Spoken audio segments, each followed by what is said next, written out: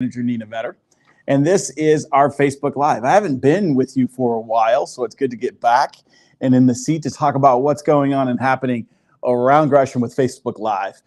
Ultimately, you can ask us questions during the session by going on and putting your questions into the chat. We'd love to hear what your questions and comments are, and we will get those responded to during the time that we have together this afternoon. And I do want to make sure we take the opportunity to highlight that it is Happy Native American Heritage Month. So we want to celebrate the Native American, Indigenous Native American people that exist in our community and beyond our community. They were foundational to this region historically, and we want to make sure that we highlight and we give recognition to our Indigenous Native American friends, family, and those around us. And we also want to highlight Veterans Day. Veterans Day was just last week. Just last week. And we took an opportunity around the city and around the region to recognize veterans. And I actually had a veteran that came and visited. My sister is a veteran, and she's actually spent time in Iraq for about a year during the current Iraq conflict. So my sister and my nephew were both in town visiting, so had the opportunity to enjoy visiting with them and thanking her for her service during that time, and her family. I mean, it's not just the person who serves many times, it's the whole entire family that has to support that person. So thank you for your service, those service members out and about, both domestic and foreign. So our first responders, those folks who are here, also are putting their lives on the line every day on the front line. So thank you for everything that you do in your service. We've got a lot of fun stuff to talk about today. So we want to jump in to start the discussion. First and foremost, though, we're going to start with answering some questions that we have received from the folks who have given us questions on our Facebook page.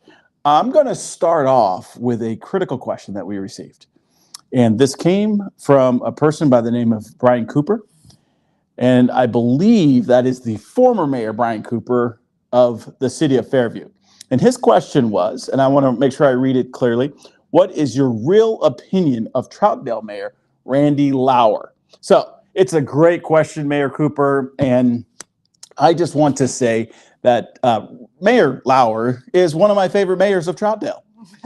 And, he is someone I think leads the city of Troutdale valiantly. And we appreciate the partnership that we get to have with the city of Troutdale. And we want to wish you well, Mayor Brian Cooper, and the things that you're doing as you go forward and enjoy your time with family and things like that. So, real opinion of Mayor Lauer, like I said, my favorite mayor of Troutdale, Oregon. With that, let's move on to some of the other questions that we have. First and foremost, the library. Yeah. We got somebody who asked us, will we talk about the library that's underway and about kind of how it came to fruition and how it's moving forward, who's paying for it? So essentially, we had a vote at the Multnomah County level. So Gresham is in Multnomah County, as the city of Portland, the city of Fairview, the city of Wood Village, the city of Troutdale, and the city of, there's another city of Maywood Park, the city of Maywood Park. Don't want to forget the city of Maywood Park. And there's some other cities on the western edge that have parts and pieces in Multnomah County. Anyways, Multnomah County voted to move forward with the library funding, and we're part of Multnomah County. Yeah. And to our benefit, Multnomah County decided to invest close to $140 million into a library here in the center of Gresham. And why that's really cool is the libraries of the future aren't going to be the libraries of the past. They used to be depositories of books, and now they're going to be more community spaces. So I'm super excited about what's coming. It's going to have a large auditorium that we can now leverage and utilize here in the city of Gresham. So absolutely looking forward to the opportunity to leverage this incredible facility that's coming just a few hundred yards from where we're sitting right now. Nina, I'll turn to you as we talk about this next question. We had recently had some news to come out about a person that worked here at the city of Gresham, and some not so good allegations. Is there anything we can say at this point about that situation, or is the investigation still ongoing? Yeah, correct. We do have a former employee, Kevin Dahlgren, who was arrested and indicted under a number of charges. We are cooperating with Multnomah County Sheriff's Office, and the investigation is underway. So that's all about all that we can share, but we are cooperating with the sheriff's office on this investigation fully. Thank you, and thank you for the question. Greatly appreciate folks who are reaching out and giving us the questions through Facebook. Another big project that we have going on in the city that we have some tremendous opportunity to invest in is Graydon Sports Park. And there's a couple of questions in regards to Graydon. I mean, because I think it's going to be an amazing facility that we have that we can leverage and utilize in our city, specifically with our youth. Mm-hmm. And you think about, many ways of engaging youth. A lot of times it's sports, it's youth sports. It's their ability to be engaged, to be active in things that are going to actually keep them on the right path. Now, some of the questions that we sometimes receive, and I'm gonna break this off into a couple of different questions. I'm gonna start off by asking you about fund accounting, and not fun accounting, but fund, F-U-N-D, fund accounting, in regards to what we do at cities and municipalities, sometimes at schools and educational institutions and counties and states, all those things, where we have these buckets. So lots of folks say, well, how are you investing over here when you have a need over here? Mm-hmm. And so can you unpack for us a little bit about the concept of these different buckets or funds, as they're officially called? Yeah, I never thought you would ask about fund accounting. I know. I'm so excited. The budget nerd in me is really excited about this question. We do get asked a lot, right? We're seeing there's a road being repaved or you're building a new park. How can you do that, but you can't afford something else? And the reality is we have fund accounting here in a government, and there are specific revenues that can only be used for certain things. And that's when something is in its individual fund, or as you call it, buckets. So as an example, our building fund, all the revenue for that doesn't come from taxpayers. That comes from a building inspection. You pay a fee, and then that goes in the fund. And that helps fund the people who do the inspections, right? There's not general taxpayer dollars supporting that. The big bucket, if you will, is called the general fund. And that is property tax, that is intergovernmental revenue from other agencies like the county and state, fees, all of that goes in the general fund. And that's where we can decide how we want to spend our money, right? That's when council makes that decision. We only have this much in our bucket in the general fund. What do we want to use it on? That's where we have the discretion to decide. But in all these other funds, all these other buckets, we can only use them on specific things that the revenue source is dedicated to. So what you're saying is that, from a statutory standpoint, this is law, this is budget law. If we've got money associated with roads, we can only use them for roads. Correct. If we've got money associated with parks, we can only use them for parks. So we've got these specific buckets that we can only utilize those buckets for those things that it's in. And this is statutorily identified. So it's statute that we have to abide by these breakdowns. And sometimes we even get specific grants and revenues for specific projects. And that's where I think some of the confusion comes through, is folks see us working on something, specifically, in this case, Graydon Sports Park. So Graydon Sports Park, they're saying, hey, how are you working on Graydon Sports Park when I might have a pothole over here? Oh, well, can we fix the pothole? Well, those buckets of money don't mix. And again, it's statute, it's state law, budget law, that we can't mix those budgets. We have to utilize them for what they've been identified for, where those revenues come from. Yeah. So let's take in consideration Graydon Sports Park. Graydon Sports Park, we're doing some substantial improvements there, but where did those dollars come from? Yeah, great question. A large part of the funds for Graydon Sports Park is coming from grants and federal and state dollars. So we're really relying on outside resources, again, not our general fund, not our property tax revenues, to fund this project. And that's true of most big projects that you'll see the city of Gresham do, like parks. We can't afford to fund those ourselves. We don't have the resources to do that. So we're really reliant on our partnerships with the county, with the state, and applying for grants with the state and with the federal government.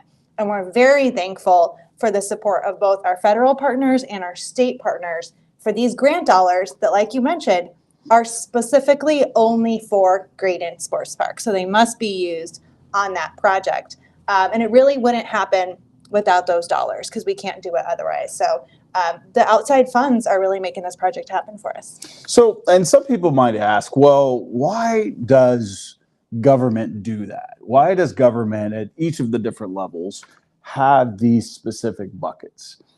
And part of that is because if these weren't necessarily identified, you wouldn't get the investments across all of the things we need to invest in. I mean, so ultimately, if they only went into the general fund and we had complete discretion, you may have a situation where an entity will only invest in certain things, not be comprehensive in their investment.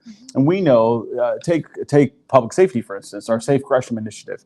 It is about comprehensive focus. It's not just one or two things. It's really looking at ensuring that we've got all the different parts working together. So law enforcement, of course, works together with our youth services, and that's what helps us really start to have a positive impact. And so that's the comprehensive nature of what we want. And so when we have these budgets and we have these buckets, those buckets are essentially designed to ensure we've got a well-functioning municipality, city, entity, whatever the entity is, so that we can move forward. So we need to be investing in water infrastructure. We need to be investing in park infrastructure. We have to be investing in the general fund. We have to be investing in streets and roads and infrastructure. All of those things need investment. And what those entities or the statute says is you have to spread out that investment to ensure your city functions at the highest and best level. So really, the Graydon Sports Park question, thank you for the question. And I'm excited. I'm super excited about what we're doing at a Graydon Sports Park. I'm very appreciative of our state legislators. You know, Ruiz, Gorsuch, Hudson did great work to be able to get us dollars. And then also congressmen, our Congress folks, Blumenauer worked hard to get us additional funding for that. So, and it's specific to that project to ensure that we can engage youth in positive ways. So really am excited about that coming forth and seeing what progress we're going to have there. Thank you again for the question. Hopefully we've been able to answer some of the questions that may sometimes come up, and we're happy to kind of revisit this in the future. Now, talking about revisiting and talking about what's needed for budgets and buckets and all of those things, we have the Gresham Safety Levy. We've talked about it when it didn't pass back in May. We're back again talking about it because the need still exists. Right. The need still exists to make the investments in our city. We lost by less than 2%. So we've done some breakdowns. We've talked to a number of folks that live in our community to get feedback on how we move forward. And so now the city council is talking about the levy again. And so currently, where are we at with the discussion in regards to the levy? Yeah, council asked for a really thorough review with some feedback from our community about, why it didn't pass. We heard from people who voted yes, we heard from people who voted no, and from people who didn't participate in the vote at all. And so really appreciate that thoughtfulness from council to actually hear from people, what happened. So council heard that feedback. And now we are looking at the safety levy again for potentially May of 2024.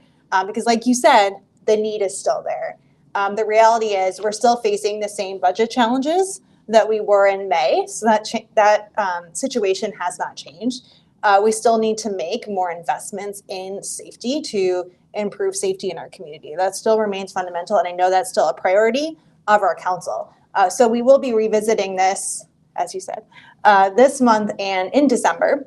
I think council is looking at everything from what is the amount of the levy, trying to be responsive to the feedback that we got, and making sure that the levy components, which are really focused around safety, homelessness, mental health, behavioral health, police and fire, making sure that that still resonates with our community and still a top priority for the city. So a lot more discussion to come, but the need is still there. And we continue to hear from the community, safety is important.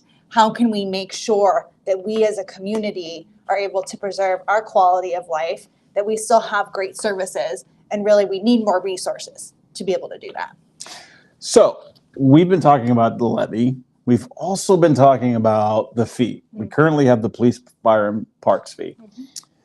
What's the relationship between the levy and the fee, and why do we need both of them? Yeah, great question. We get asked that a lot. So we do have a police, fire, and parks fee that's been in place for a number of years. And really that was put in place because our property tax revenues are not sufficient to fund our safety departments. Even as they stand today, our property tax revenue doesn't cover the full cost of just police and fire by itself. So we needed to put something in place to serve as a stopgap and to be able to continue to have a police and fire department. But the reality is everyone's experienced over the last few years, the costs of things have gone up significantly over the last few years. Gresham has grown. There are extra demands on our city, like responding to mental and behavioral health challenges. And so as all of these things have come together, that fee that was put in place is really no longer sufficient in bringing in enough revenue to provide the services that we know are needed in our community. So we will be revisiting the fee and looking at what do we need from a revenue perspective to keep what we have today. But we really do need two sources of revenue. And I'll get a little bit government nerdy for a minute again. But we do follow, we don't make up our own finance rules, as you said. We follow something called the Government Finance Officers Association's recommendations on how we maintain our finances as a city organization. And the GFOA, as we call them, recommends that we have a diverse revenue stream. So as a city, that means that we have, yes, property tax revenue, which funds a portion of our city, but that we also have voter approved initiatives like a levy, and we have council approved items like a fee. So we're trying to follow best practices for every city organization that is out there, not just what's best for us, and trying to make sure that we have diverse revenue streams so that we don't have an up and down. We want to provide the community with great service consistently year after year. We don't want to be on the up and down, having to cut then rehire. We want to be consistent and provide great service to you all. So having several revenue tools is really important to allow us to do that. So council's having these discussions. What are the best ways, from your perspective, what are the best ways that we can hear our finest, Gresham's finest, heading out to a situation? That's the fire truck, of course, or at least the fire engine. I can't tell which one is rolling. And we do have that new fire truck that's going into service soon. So when we think about some of the best ways for our community members to get involved, what are some of the ways that they could engage during this discussion? Yeah, a few things I would recommend. One is, of course, listen to the council meetings. We're providing a very thorough updates on our financial situation, what the options are, and of course, council's having really robust conversations. So I always encourage people to tune in. I also would say, follow the content on our website as well, because we do try to provide updated information on where we are with the safety levy. And I always like to throw in a pitch for Join Champion Gresham. You can find it on our website. It's a great way to stay up to date on a monthly basis with what's happening. You'll get an email from me monthly.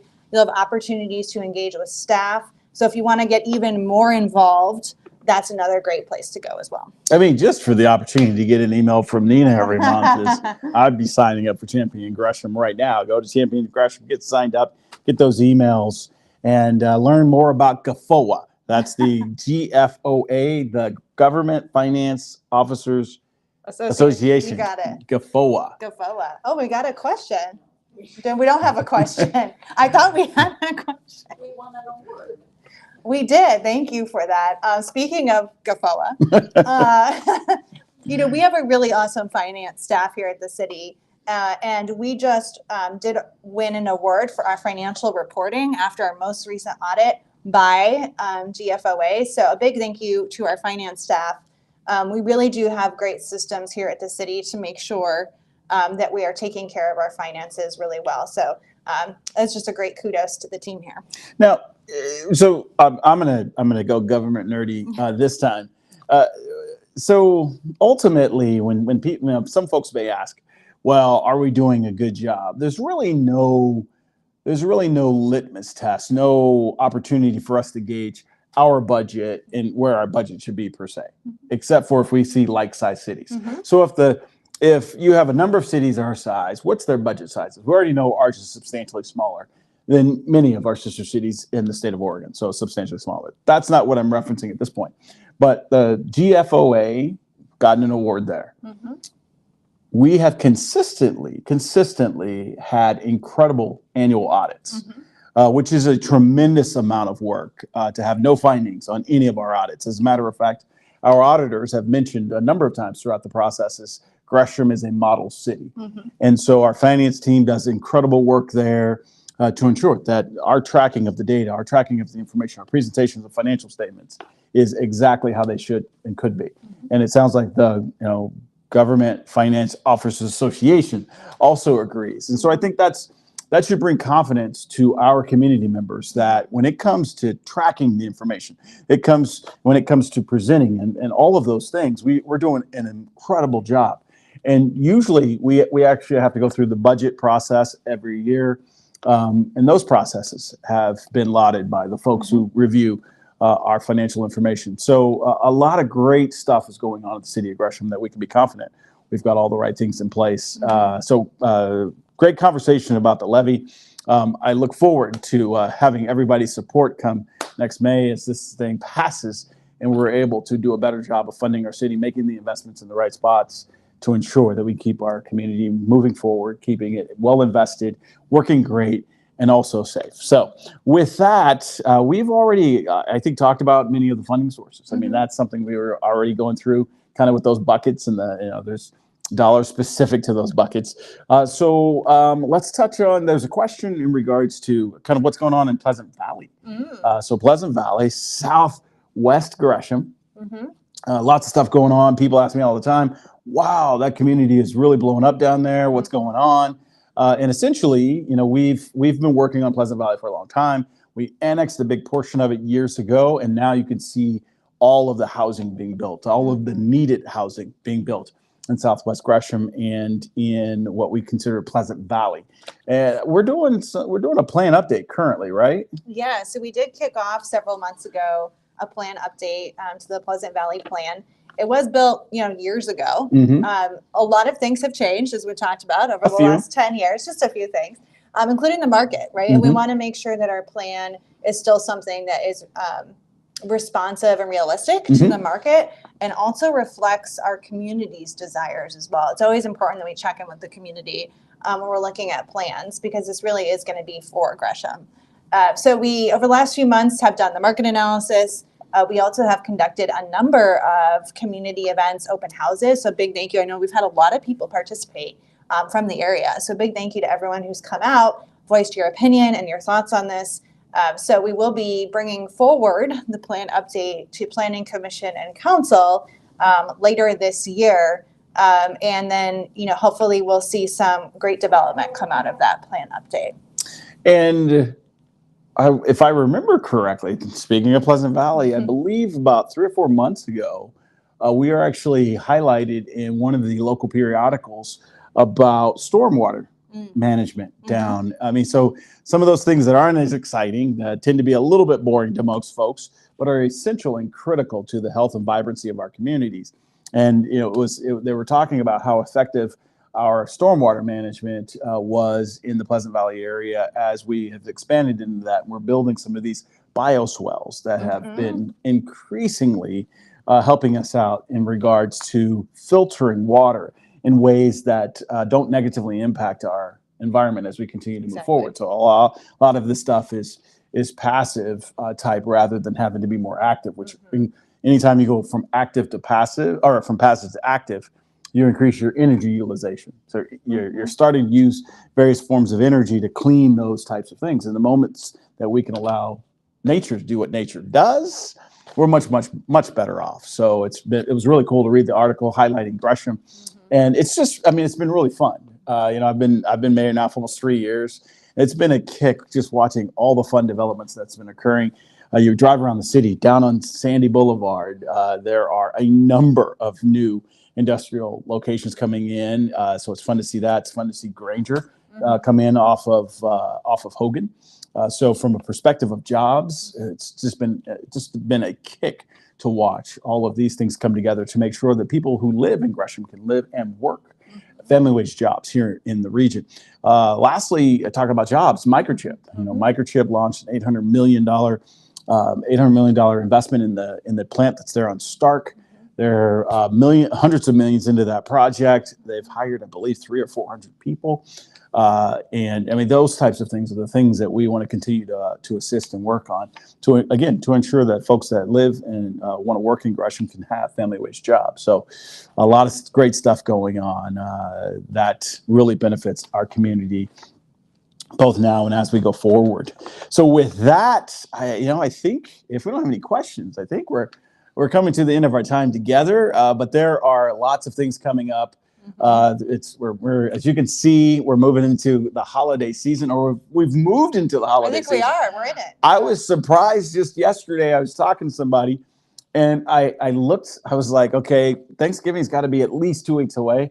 And I looked on the calendar and I said, wait, Thanksgiving's next week. And they said, no, it's 2 weeks from now. I'm like, no, Thanksgiving's next week. And they argued, and I showed it to them like, oh, Thanksgiving's next week. So yes, we are solidly in the holiday season, folks.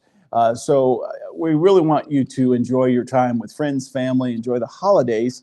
And to kick things off for the holiday season, starting in December, we have our annual Spirit of Gresham event. So the annual Spirit of Gresham event kicks off December 2nd at the Gresham Arts Plaza. But first, if you have not been a part of the light tour, so the holiday light tour, vehicles get all tricked out and they get all decked out with lights. And if you haven't been to it, come on out. I believe it starts here at City Hall, if I'm not mistaken. I think it starts here at City Hall. We'll make sure we get that information. If I am wrong, please go to GreshamOregon.gov, GreshamOregon.gov to check on that. But I know it starts at 4:30. So the holiday cruise, which is the light, starts at 4:30. You'll travel over to Center for the Arts Plaza for the tree lighting that kicks off at 6. So the tree lighting's at 6, but the festivities start well before that. So come on out and enjoy.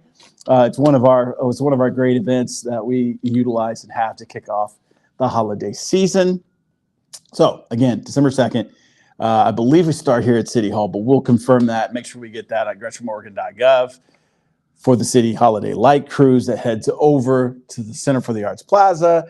Then you can have a lot of fun over there before we kick off the tree lighting at 6 p.m. that evening. So that's what's coming up for the holidays. I'm not quite sure if we've got other events, but I'm sure there's going to be tons of other events in and throughout the community that you'll want to take a part in.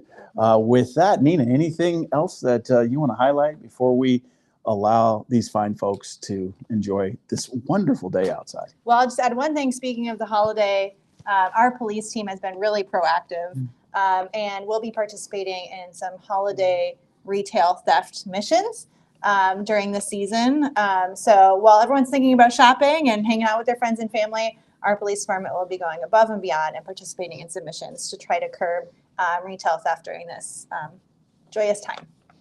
And again, we appreciate all those efforts because, retail theft, it's not a victimless crime because ultimately what happens with retail theft is all the prices for everybody else increases to offset, those things that are happening. So we certainly want to ensure that people are paying for the things that they should and could. And then also, if you're in need of assistance, and we want to make sure we get you connected to organizations and teams that are out and about to ensure that they can help you and assist you. And annually during this time of year, certainly we like to get out and let you know who those organizations are. So keep an eye out on the things that are your ways to get information. One of those is GreshamOregon.gov, our city website, and there'll be other ways to find out. If you're in need, please reach out to these organizations, to us. Let us know so that we can connect you to the right resources. With that, we want to thank you for your time this afternoon. Greatly, greatly, greatly appreciated. Look forward to seeing you next month as we kick off the rest of the holiday season in full swing. So thank you, Nina. Thank you for taking the time out to come sit with us and answer a bunch of questions that we had about finances and buckets and all those great things. And I don't think any of it was government nerd stuff. Maybe a little bit. I think everybody took copious notes, and they're all going to be talking about buckets and fund accounting from this day forward. So again, thank you for joining us. We'll see you soon.